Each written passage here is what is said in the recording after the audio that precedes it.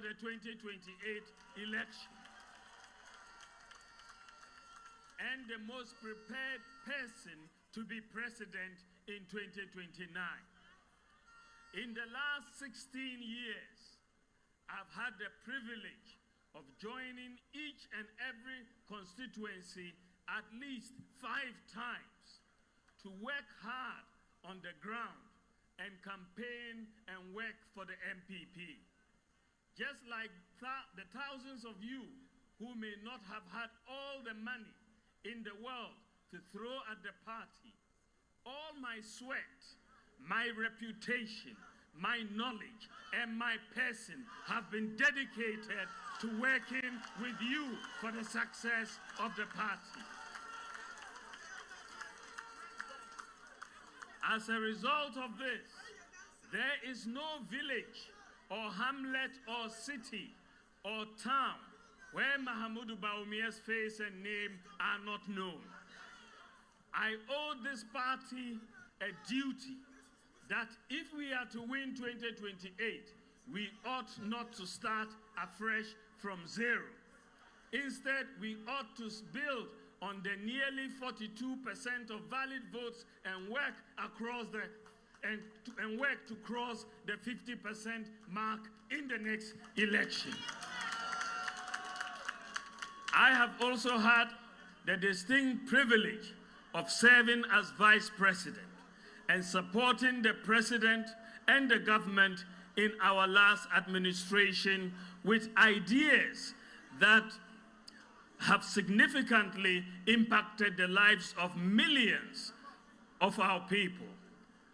This is what the streets refer to as being rich in ideas.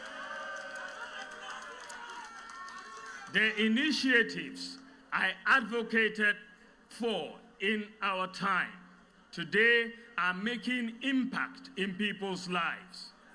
The rich, innovative, and practical ideas that I successfully championed and saw to implementation include the Bank of Ghana's Gold Purchase Program, the first in Africa, the Gold for Oil Program, the first in Africa, the accelerated issuance of the Ghana card, mobile money interoperability, the first in Africa, the Ghana Digital Property Address System, the first in Africa, Agenda 111, one constituency, one ambulance, the Zipline drone delivery service, the largest in the world, the universal QR code payment system, the No, which is the first in Africa, the No Guarantor student loans, Ghana.gov, the Citizens app,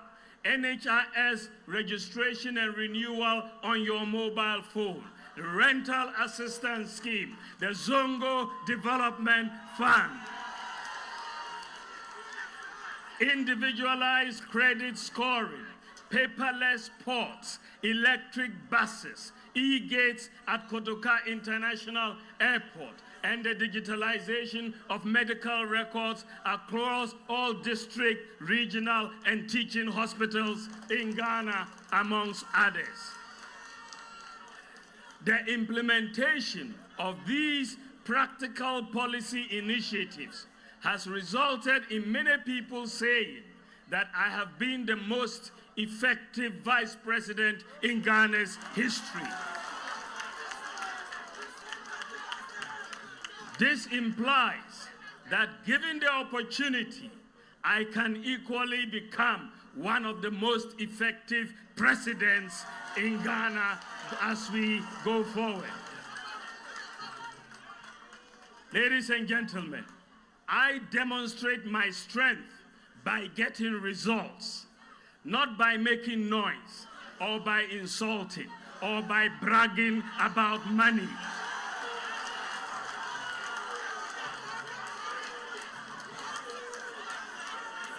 The combined effect of how well Bawumia is known today and my experience as vice president make me the most prepared person for the MPP's quest for the 2028 election and governance in 2029.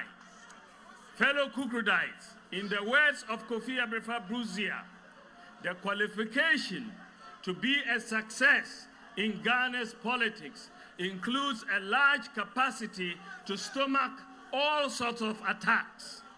I am not oblivious to the fact that the NDC and lately elements within our own family subject me to daily attacks.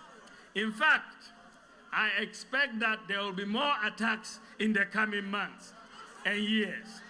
But I have learned, if I have learned anything from history, it includes the fact that a man must be formidable so that no matter the adversity, he stands tall, focused, and resolute.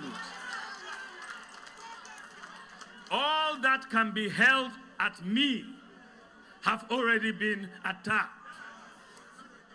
As the days are going by, time has shown great vindication.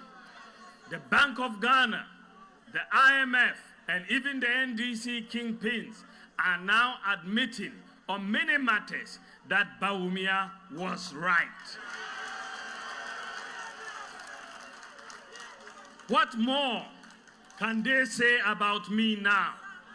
In our history, when all has been said of a candidate and yet he remains standing, victory is the logical next step that awaits him. The Akans have a saying that Openyi due mate mate.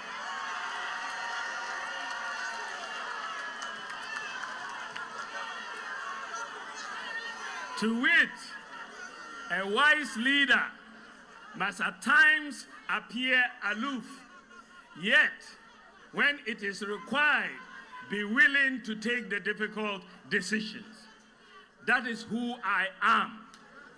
I am cool on the outside, but do not underestimate my inner resolve.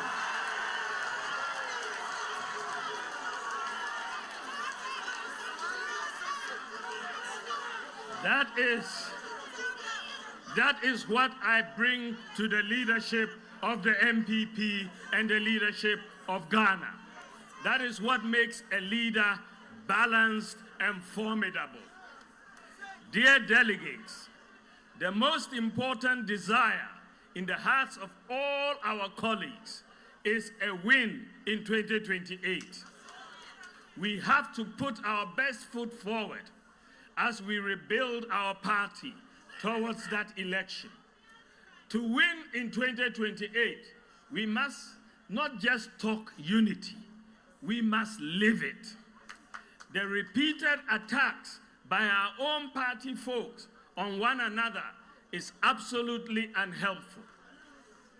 What we say against each other, the NDC will use against us in 2028. If you claim you are a true patriot and want this party to win in 2028, then stop it.